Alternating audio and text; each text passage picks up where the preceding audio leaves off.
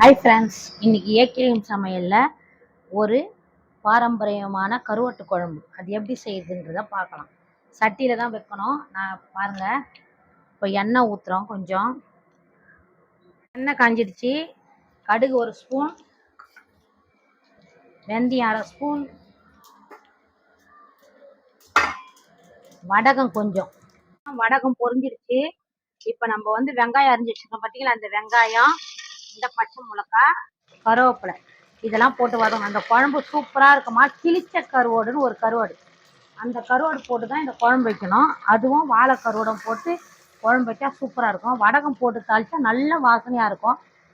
இப்போ பூண்டு போடுறோம். உப்பு இதுக்கு நிறைய போடும், ஏன்னா கருவாட்டில் உப்பு இருக்குமா.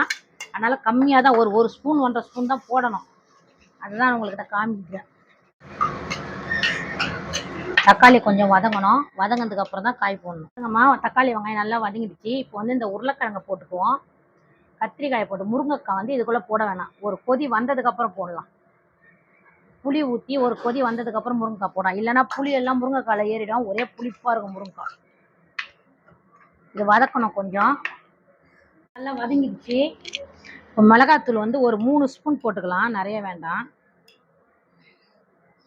3 ஸ்பூன் மிளகாத்தூள், ஒரு 1.5 ஸ்பூன் மஞ்சத்தூள் போட்டு இதை கலரிடுவோம். பாருங்கம்மா, இது ஒரு 100 கிராம் புளி கரைச்சி ஃபில்டர் பண்ணி வச்சுருக்கேன். அதை இதில் ஊற்றிடுவோம். நம்ம வேக வச்சுருக்கோம் பாருங்களா மொச்சக்கொட்டை, அதையும் இதில் போட்டுருவோம். இது நல்லா கொதிக்கணும்மா. கொதித்து வந்ததுக்கப்புறம் முருங்கைக்காய் கொஞ்சம் கொதிச்சதுக்கப்புறம் நம்ம முருங்கைக்காயை போடணும். அதுக்கப்புறம் இறக்கிறதுக்கு கொஞ்சம் நேரத்துக்கு முன்னாடி தான் கருவாடு. பாருங்கம்மா, இந்த மாதிரி குழம்பு கொதிக்கும் போது இந்த முருங்கைக்காயை போட்டுடணும். இன்னும் கொஞ்ச நேரம் கொதிக்கணும். கொதிச்சதுக்கப்புறம் நம்ம கருவாடை போடுவோம்.